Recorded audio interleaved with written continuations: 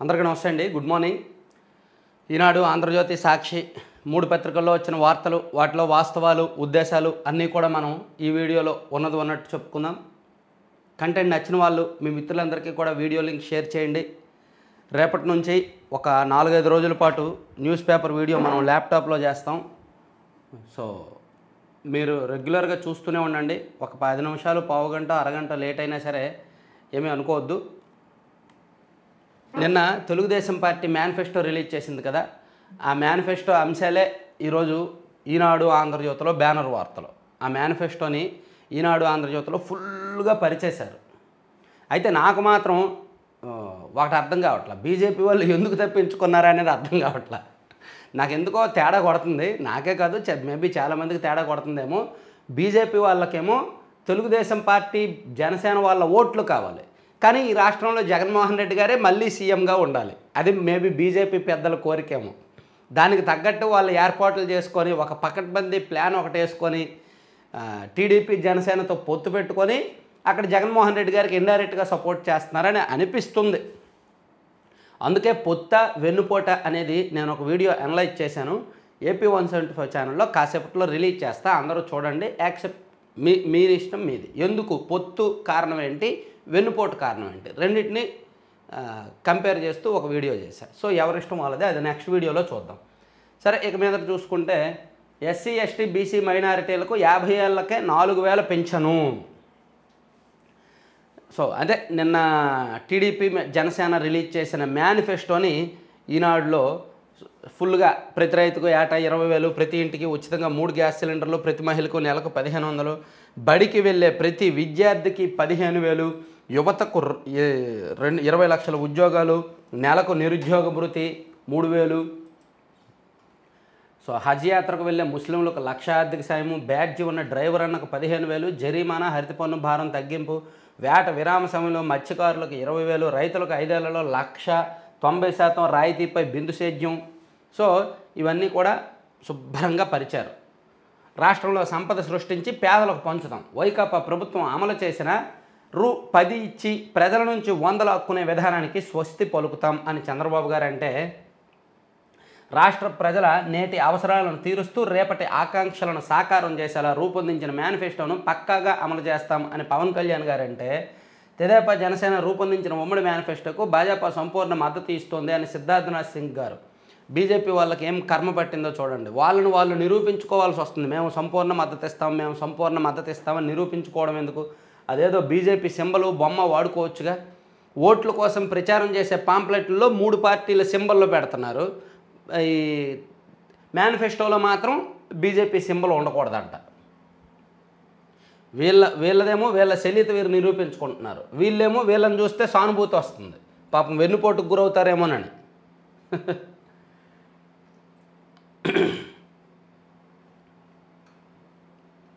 ఇంటింటికి రక్షిత తాగునీరు, poor to rich, సౌభాగ్య పదం, చిన్న మధ్య తరహా పరిశ్రమలు, అంకుర సంస్థలకు ప్రాజెక్టు వ్యయంలో గరిష్టంగా 10 లక్షల వరకు సబ్సిడీ, ప్రజా రాజధాని అమరావతి నిర్మాణాన్ని కొనసాగిస్తూ అన్ని ప్రాంతాల అభివృద్ధి, రాష్ట్ర వ్యాప్తంగా నైపుణ్య గణన చేపట్టి తద్వారా ప్రజల నైపుణ్య స్థాయి పెంపు. బీజేపీతో పొత్తు లేకపోతే వీళ్ళు ఈజీగా టీడీపీ, జనసేన కలిపి అధికారంలోకి వచ్చేవాళ్ళేమో. పాప మా సిస్టమ్ సపోర్టు ఉంటుందేమోనని సిస్టమ్ సపోర్ట్ కోసం బీజేపీతో వెళ్ళారు. వాళ్ళు సిస్టమ్ సపోర్ట్ ఇవ్వట్లేదు, ఏమీ ఇవ్వట్లేదు. సర్లే, ఇది ఇలా పరిచారు అనమాట. ఇదే కాదండో, ఈనాడులో లోపల పేజీలో ఇంకా గుమ్మనంగా ఇదిగో మొత్తం పరిచేశారు.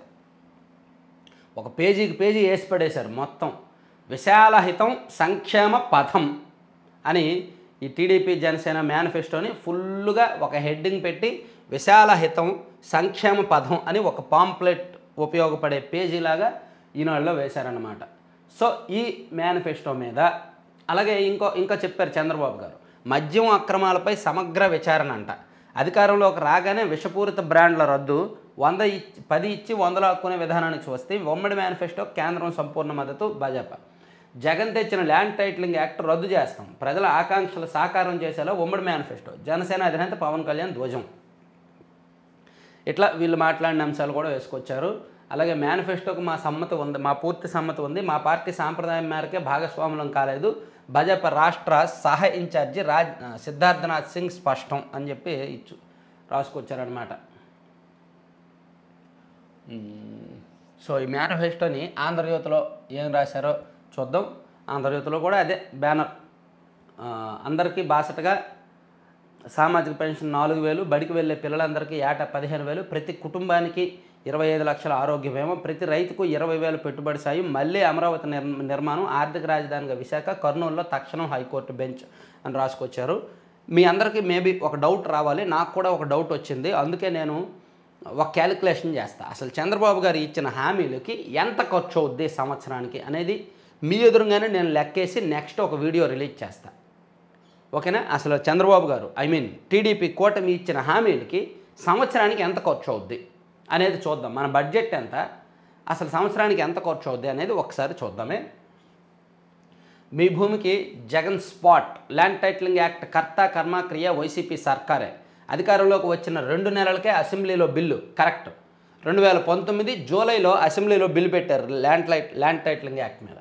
కేంద్రం ఆలోచనల కంటే 5 నెలల ముందే ఇక్కడ చట్టం ఆమోదం కోసం 3 సార్లు కేంద్రానికి బిల్లు. కేంద్రంపై ఒత్తిడి తెచ్చి ఆమోదం పొందింది ఆయనే.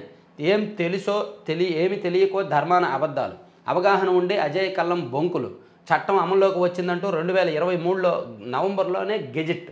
రీసర్వే జరుగుతున్నది ఈ చట్టం ప్రకారమే. చట్టానికి అనుకూలంగా వైసీపీ సదస్సు, అమల్లోకి రాలేదు అంటూ కల్లం కట్టుకథలు. ఇదిగోండి. సో వైఎస్ఆర్ కాంగ్రెస్ పార్టీ ఒకవేళ ఓడిపోతే అందులో పెద్ద కారణం, అతిపెద్ద కారణం ఇదే ల్యాండ్ టైటిలింగ్ యాక్టే. మా పార్టీకి కాస్త ఫేవర్ ఉందేమో, గెలిచే అవకాశం ఉందేమో, కనీసం ఒక 100 సీట్లైనా గెలుచుకొని గవర్నమెంట్ ఫామ్ చేస్తారేమో అనే అనుమానాలు బ్రెయిన్లో ఉండగా ఈ ల్యాండ్ టైటిలింగ్ యాక్ట్ కారణంగా పాపం 30-40 సీట్లు కోల్పోయే ప్రమాదంలో పడింది వైసీపీ. భూమి పట్టా నాదా జగందా, సీఎం ఫోటోల పిచ్చిపై జనాగ్రహం. భూపట్టా పేరిట చేతికి బొమ్మల పుస్తకం, ప్రతి పేజీలోనూ జగన్ ఫోటోలే. భూమి నాది, పుస్తకం నాది, మధ్యలో జగన్ ఫోటోలు ఎందుకు? రైతాంగం తీవ్రస్వరం. సీఎం సతీమణి భారతిరెడ్డికి సెగ. ప్రచారంలో నిలదీసిన వైసీపీ నేత. నిజంగా ఈ ప్రచార పిచ్చి, ఈ ల్యాండ్ టైటిలింగ్ యాక్ట్ ఇవన్నీ కూడా వైసీపీని పాతేస్తాయేమోనని అనిపిస్తుంది. మేబీ వైఎస్ఆర్ కాంగ్రెస్ పార్టీ వాళ్ళు ఎవరైనా చూస్తే వాళ్ళకే తెలియాలి నిజమేంటో. పాపం పుణ్యం వాళ్ళకే తెలియాలి. ఇక ఒక్కసారైనా సరే మేనిఫెస్టో వార్తల ముందు చదువుదాం. ఇక మేనిఫెస్టో గురించి దీనిలో ఏమిచ్చారంటే, మేము టచ్ చెయ్యం బాబు, పేరుకే కూటమి, మేనిఫెస్టో పట్టుకోవడానికి కూడా బీజేపీ ససేమిర, మోదీ ఫోటో పెట్టేందుకు కూడా నో, బాబుకు విశ్వసనీయత లేదని సంకేతాలు. 2014లో మోదీ ఫోటోతో ఉమ్మడి మేనిఫెస్టో విడుదల. అధికారంలోకి వచ్చి హామీలకు తూట్లు పొడిచిన బాబు అడుగడుగున ప్రజలను చేసిన. సో వీళ్ళ స్టైల్లో వీళ్ళు ఇచ్చారనమాట. బాబుకి ఇచ్చింది మేనిఫెస్టో. సూపర్ 6లో సగం వైఎస్ఆర్సీపీ నుంచి, సగం పక్క రాష్ట్రాల నుంచి కాపీ అని ఇచ్చారు. తర్వాత కూటమిది అసత్యాల మేనిఫెస్టో, హామీలన్నీ సీఎం జగన్ అమలు పరిచినవే. అరచేతిలో వైకుంఠం చూపే చంద్రబాబు, ఓట్ల కోసం ముస్లింలు క్రిస్టియన్లు కావాలా? మేనిఫెస్టోపై మూడో వ్యక్తి ఏడి, డబ్బులు ఎక్కడి నుంచి తెస్తావో వివరించాలి. మీడియాతో మాజీ మంత్రి పేర్ని నాని మాట్లాడారు. సో అదొకటి ఇచ్చారు. తర్వాత సో జగన్మోహన్ రెడ్డి గారు కూడా నిన్న మేనిఫెస్టో గురించి అందుకున్నారు. ఆయన మీటింగ్లో కూడా నాయకుడు అంటే ఓ నమ్మకం. టంగుటూరు, మైదుకూరు, కలికిరి ఎన్నికల సభల్లో సీఎం వైఎస్ జగన్, మీ మేనిఫెస్టోలో ప్రధాని మోదీ ఫోటో ఎక్కడ చంద్రబాబు? నిన్నెవరూ నమ్మరు, నీ హామీలు బూటకమని తేలిపోయింది, నీ విశ్వసనీయత ఎలాంటిదో ఇదే రుజువు. బాబుది బోగస్ రిపోర్ట్, జగన్ది ప్రోగ్రెస్ రిపోర్ట్. కూటమి పాతదే, మోసాలు కొత్తవి. చంద్రబాబు జీవితమంతా మోసాలు, కుట్రలు, వెన్నుపోట్లే. పాపం జగన్మోహన్ రెడ్డి గారేమో బీజేపీని విమర్శించరు, కానీ కూటమిని విమర్శిస్తారు, బీజేపీని విమర్శించరు. బీజేపీ ఏమో రాష్ట్ర ప్రభుత్వాన్ని అక్కడక్కడ తమలపాకుతో కొడతారు తప్ప జగన్మోహన్ రెడ్డి గారిని విమర్శించరు. ఏంటో ఈ బంధం. సో ఇక్కడ నాకు డౌట్. ఇదిగోండి, 2014లో టీడీపీ, బీజేపీ, జనసేన పార్టీలు ఇచ్చిన మోసపూరిత హామీల గురించి వివరిస్తున్న జగన్ అని ఆయన మేనిఫెస్టో పట్టుకొని వివరిస్తున్నారు. ఇలా తెలుగుదేశం పార్టీ ఎందుకు చేయదు? 2019 ఎన్నికల సమయంలో వైసీపీ ఇచ్చిన మేనిఫెస్టో చూపించి అందులో మెగా డిఎస్సి ఉంటుంది ఫస్ట్, అది చూపించి అమలు చేయలేదు అని చూపించవచ్చుగా. టీడీపీ వాళ్ళు కూడా ఇదే స్ట్రాటజీ ఫాలో అవ్వచ్చుగా. జగన్మోహన్ రెడ్డి గారు ప్రతి ఎన్నికల ప్రచార సభలో కూడా తెలుగుదేశం పార్టీ గతంలో 2014లో ఇచ్చిన మేనిఫెస్టో కాపీ చూపిస్తున్నారు. మరి టీడీపీ వాళ్ళకి ఆ మాత్రం ఇంగితం లేదా? టీడీపీ వాళ్ళు కూడా 2019లో వైసీపీ ఇచ్చిన మేనిఫెస్టోని ప్రచార సభల్లో, ప్రజాకాలం సభల్లో ప్రజలకు చూపించి, ఇదిగో ఇందులో మెగా డిఎస్సీ అని ఇచ్చారు, మెగా డిఎస్సీ ఇవ్వలేదు, మద్య నిషేధం అన్నారు, మద్య నిషేధం చేయలేదు, ఇల్లు కట్టిస్తామన్నారు, ఇల్లు కట్టించలేదు, అలాగే ఇంకేంటి సిపిఎస్ రద్దు చేస్తామన్నారు. అంటే ఏవైతే హామీలు విస్మరించారో అవన్నీ కూడా వివరించవచ్చు టీడీపీ వాళ్ళు కూడా. ఇప్పుడు ఆయన అంత చాకచక్యంగా 2014 నాటి హామీలను గుర్తు చేస్తున్నారు. సో టీడీపీకి చాలా సింపుల్ వే. టీడీపీ వాళ్ళు కూడా సేమ్ ప్రజలు, ఎందుకంటే ఇలా మేనిఫెస్టోను చూపించి వివరించడం వల్ల అక్కడ సభలో ఉండే వాళ్ళకి కరెక్ట్గా అర్థమవుద్ది, నిజమే కదా అనిపిస్తుంది, కాస్త ఓన్ చేసుకునే అవకాశం ఉంటుంది అనమాట. సభలో ఏదో మనం వచ్చామా, ఇలా మాట్లాడామా, బొమ్మలాగా టీవీలో యాంకర్లాగా వెళ్ళిపోయామా అని ఉండకూడదు, ఓన్ చేసుకునేలా మాట్లాడాలి. అది టీడీపీ వాళ్ళు ఆ స్ట్రాటజీ ఫాలో అవ్వట్ల. జగన్మోహన్ రెడ్డి గారు ప్రతి ఎన్నికల సభల్లో కూడా ఇదే చెప్తున్నారు. టీడీపీ వాళ్ళు కూడా ఇలా చేస్తే వైసీపీ సమాధానం కూడా చెప్పలేదు, కానీ టీడీపీ వాళ్ళు అలా చేయట్లేదు ఎందుకో. సరే, అది పక్కన పెట్టేస్తే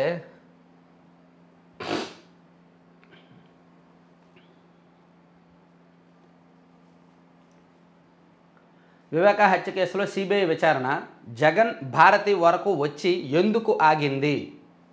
వేకువజామున 5:30 గంటలకే ఘటన మీకు ఎలా తెలిసింది? ఆ రోజు అవినాష్ రెడ్డి భారతితో ఫోన్లో ఏం మాట్లాడారు? దర్యాప్తుకు డోకా లేదని కోర్టును ఎందుకు నమ్మించారు? మీ వరకు వచ్చేసరికి విచారణ ఎందుకు సాగట్లేదు? ఈ ప్రశ్నలకు సమాధానం చెప్పండి. సీఎం దంపతులకు సునీత డిమాండ్. అదండి. సో వైఎస్ వివేకానందరెడ్డి గారి కేసు భారతి జగన్ వరకు వచ్చి ఆగింది. నీ పని చేసుకో. సో ఎందుకు ఆగింది అని సునీత గారు ప్రశ్నించారన్నమాట. మాజీ మంత్రి వైఎస్ వివేకానందరెడ్డి గారి హత్య కేసులో సీఎం జగను ఆయన సతీమణి భారతిరెడ్డిని సిబిఐ ఎందుకు విచారించలేదని వివేక కుమార్తె సునీత ప్రశ్నించారు. పులివెందులలో వివేక హత్య జరిగిన ఇంట్లోనే మంగళవారం మీడియా సమావేశం ఏర్పాటు చేసి ఘటన జరిగిన రోజు పరిణామాలు, తర్వాత దర్యాప్తులో వెలుగులోకి వచ్చిన వివరాలపై పవర్ పాయింట్ ప్రజెంటేషన్ ఇచ్చారు. తాను చెబుతున్నవన్నీ దర్యాప్తు వివరాలకు దగ్గరగా ఉన్నవేనని వివరించారు. మాజీ సీఎస్ అజయ్ కల్లం సిబిఐకి ఇచ్చిన వాంగ్మూలం ప్రకారం ఉదయం 5 నుంచి 5:30 మధ్యలోనే భారత్కి, జగన్కు వివేక చనిపోయారనే విషయం తెలుసు. ఘటనా స్థలంలో అవినాష్ రెడ్డి ఉదయం 5 నుంచి 5:17 వరకు ఎవరెవరికి ఫోన్లు చేశారు? హత్య విషయం తెలిసిన తర్వాత 6:32కు అవినాష్ రెడ్డి ముఖ్యమంత్రి నివాసంలో సహాయకుడు నవీన్కు ఫోన్ చేసి భారత్తో 6 నిమిషాలు మాట్లాడారు. ఇవిగో కాల్ రికార్డులు. అప్పుడు భారత్తో ఏం మాట్లాడారో చెప్పాలి. భారత్తో మాట్లాడినట్లు సిబిఐ విచారణలో తేలింది. భారతిరెడ్డితో మాట్లాడిన తర్వాతే మృతదేహం వద్ద ఉన్న సాక్ష్యాధారాలను తుడిచేశారనే అనుమానాలు ఉన్నాయి. అజయ్ కల్లంకు వివేక చనిపోయిన విషయం తెలియజేసిన జగన్ను ఇంకా భారత్ని సిబిఐ ఎప్పుడు విచారిస్తుంది? ఇంకా దర్యాప్తు చేయాల్సిన విషయాలు చాలా ఉన్నాయి. చాలా ప్రశ్నలకు సమాధానాలు రావట్లేదు. నేరస్తులకు అండగా ఉంటున్న జగన్ వైఎస్ రాజశేఖర రెడ్డికి వారసులు ఎలా అవుతారు అని సునీత నిలదీశారు. చాలా స్ట్రాంగ్ ప్రశ్న విత్ సమ్ ఎవిడెన్స్తో సహా చెప్పారనమాట. ఇదిగోండి కాల్ రికార్డులు, ఆయన అక్కడ ఉన్న ఫోటోలు, ఇవన్నీ కూడా నిన్న పవర్ పాయింట్ ప్రజెంటేషన్లో రిలీజ్ చేశారు. మొత్తానికి సునీత గారు అయితే మాత్రం వదిలిపెట్టట్లేదు అసలు ఆ కేసులో. స్వతంత్ర అభ్యర్థిగా రాచమల్లు బావమరిది అంట. రాచమల్లి శివప్రసాద్ రెడ్డి గారి బావమరిది బంగారెడ్డి స్వతంత్ర అభ్యర్థిగా పోటీ చేస్తున్నారు. అలాగే బూడి ముత్యాల నాయుడు గారి కుమారుడు మా నాన్నను ఓడించండి, నేరుగా కుమారుడే తండ్రిని ఓడించమని కోరుతున్నాడు. కన్న కొడుక్కే న్యాయం చేయలేని వాడు ఓటేసిన ప్రజలకు ఏం చేయగలడు? ఆలోచించి ఓటు వేయండి, మా నాన్న బూడి ముత్యాల నాయుడిని ఓడించండి అని బూడి రవికుమార్ సోషల్ మీడియా వేదికగా ప్రచారం చేస్తున్నారంట. అయ్యో. ఇక ఒక 2 హెడ్డింగ్లు ఇస్తాను.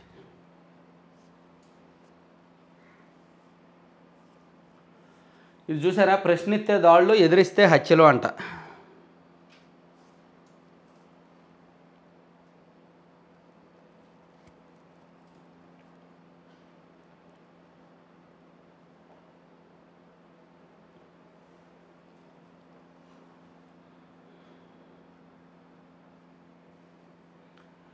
ఈ 5 ఏళ్లలో దళితులపై వైకాపా దాష్టికాలు, పోలీసుల అండతో వేధింపులు, బలవన్మరణాలకు పాల్పడేంతలా చిత్రహింసలు, ఈ దారుణాలపై ఏ రోజు నోరు మెప్పని ముఖ్యమంత్రి. ఇది ఈనాడులో పాపం వారానికి ఒకసారి రాస్తున్నారండి. ఎస్సీలకు వైఎస్ఆర్ కాంగ్రెస్ పార్టీ అధికారంలోకి వచ్చిన తర్వాత ఎస్సీలకు సంబంధించి ఏం జరిగింది అనేది మొత్తం వారానికి ఒకసారి రాస్తున్నారు. దళితులపై దమనకాండ అని, దళితులు ఎస్సీ ఎస్టీలకు జగన్మోహన్ రెడ్డి గారు అన్యాయం చేశారని, నా అంటూనే వాళ్ళని చంపేశారని, ఈరోజేమో ప్రశ్నిస్తే దాడులు, ఎదురిస్తే హత్యలు అని. అంటే వారానికి ఒకసారి, ప్రతి వారం ఏదో ఒక సందర్భం చూసుకొని ఈనాడులో రాస్తూనే ఉన్నారు. వైఎస్ఆర్ కాంగ్రెస్ పార్టీ అధికారంలోకి వచ్చిన తర్వాత దళితులను ఏ విధంగా మోసం చేశారు అని.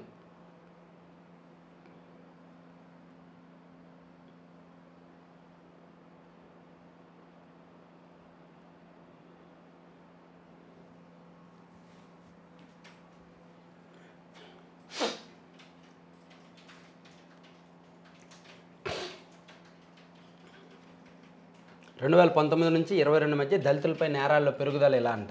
హత్యలు 2019లో 37, 2020లో 30, 2021లో 33, 2022లో 49 హత్యాయత్నాలు. 2019లో 49, 2020 44, 2021 65, 2022లో 77 సాధారణ దాడులు. చూడండి, ఇవన్నీ ఈ అంకె చూస్తే తెలిసిపోద్ది. ఎస్సీలకు సంబంధించి ఏ విధంగా పెరుగుదల ఉంది, 2019లో ఎలా ఉంది, 2022లో ఎలా ఉంది. బెదిరింపులు, నేరాలు, కేసులు, అత్యాచారాలు, దాడులు అవన్నీ కూడా 2019తో పోలిస్తే 2022 నాటికి బాగా పెరిగాయి అని రాసుకొచ్చారనమాట.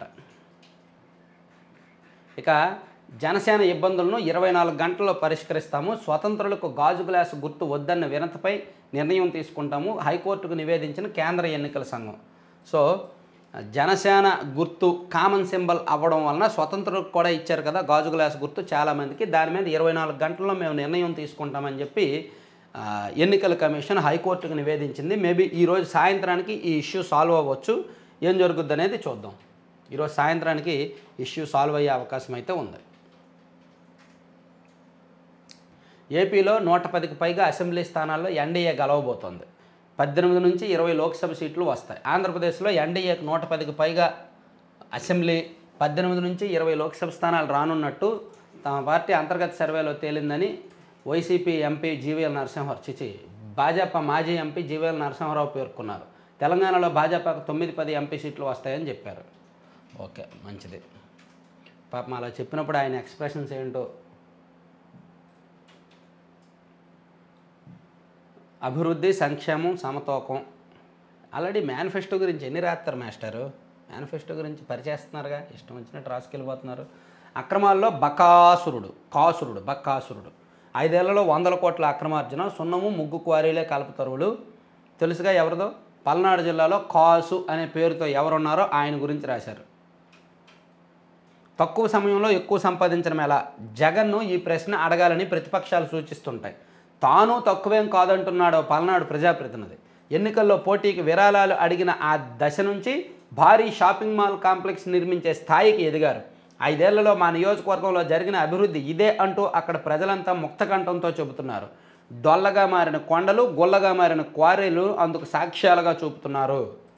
అది కాసు మహేష్ గారి గురించి రాసుకొచ్చారన్నమాట. జగన్ ఓ బ్యాండేజ్ బబ్లు, 100 రోజుల్లో పరిశ్రమలు స్థాపిస్తాం, ఒకే ప్రకటనతో ప్రభుత్వ ఉద్యోగాలన్నీ భర్తీ, యువగలం సభలో యువతకు లోకేష్ భరోసా.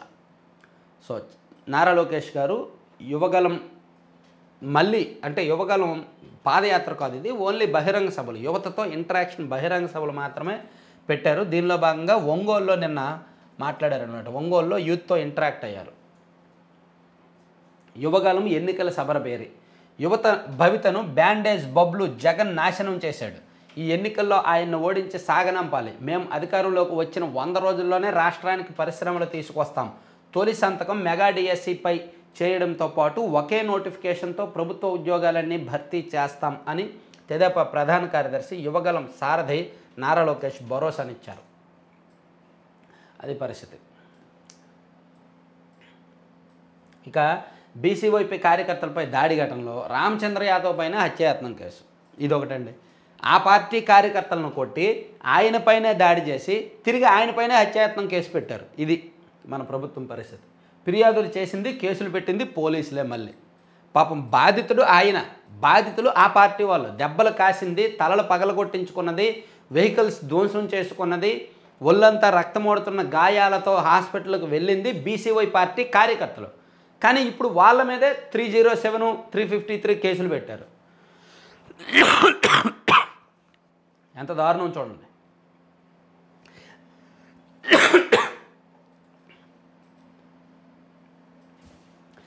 మంత్రి పెద్దిరెడ్డి రామచంద్రారెడ్డి స్వగ్రామం చిత్తూరు జిల్లా సదుం మండలం ఎర్రాతివారిపల్లిలో సోమవారం బీసీవై పార్టీ కార్యకర్తలపై వైకాపా శ్రేణులు దాడి చేసిన ఘటనలో బాధితుడైన రామచంద్ర యాదవ్ పైన పోలీసులు కేసు పెట్టారు. ఆయనతో పాటు మరో 7 మరికొందరు అధికార పార్టీ కార్యకర్తలను హత్య చేసేందుకు ప్రయత్నించారని అభియోగం మోపారు.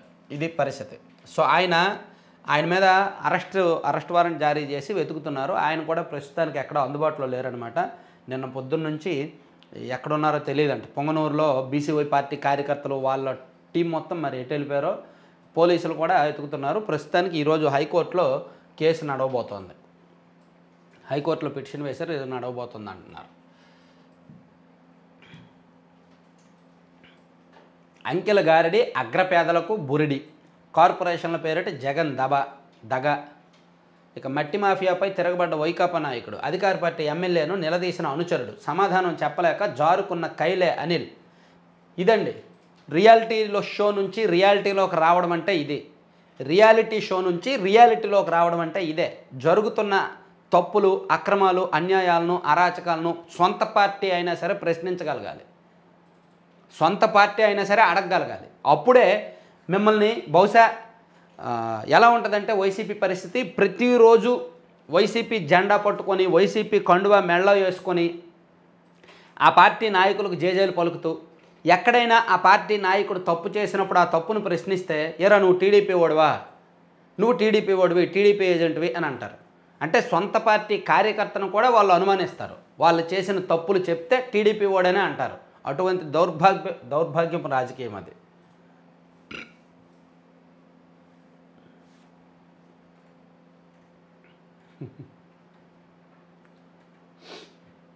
తల్లి భార్య బిడ్డలను హతమార్చి ఉరేసుకొని మరణించిన వైద్యుడంట. ఆర్థిక ఇబ్బందులు తాళలేక అఘాయిత్యం, 5 విషాదంతం విజయవాడలో సంచలనం.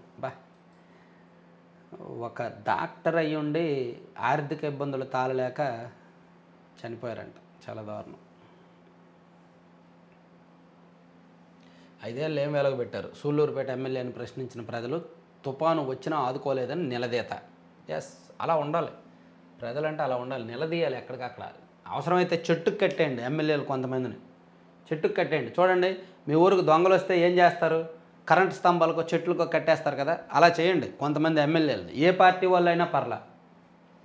మాకు ఈ హామీ ఇచ్చారు, మీరు నెరవేర్చలేదు, సో మాకు ఆ హామీ ఎప్పుడు పరిష్కరిస్తారో చెప్పేసి ఇక్కడ నుంచి వెళ్ళండి సార్ అని చెప్పి గౌరవపూర్వకంగా ఆయన బంధించండి. గతంలో అలా జరిగేవంట. సిపిఎం, సిపిఐ లాంటి పార్టీలు అధికారంలో ఉన్నప్పుడు గతంలో వెస్ట్ బెంగాల్ లాంటి రాష్ట్రాల్లో అలా జరిగాయి. సొంత ఇలాకాలో షాకులు. పులివెందుల్లో భారతీయ ప్రశ్నలు, రైతులకు వైఎస్ మేలు చేశారు, రుణమాఫీపై జగన్కు చెప్పండి. పదే వైసీపీ నేతల డిమాండ్. పాస్బుక్ ఆయన ఫోటో ఎందుకు? రైతు భరోసాలో వాటా పెంచాలి. అది నిన్నటిదే. వాళ్ళ ఇంట్లో చేతిలో రిమోట్ జగన్.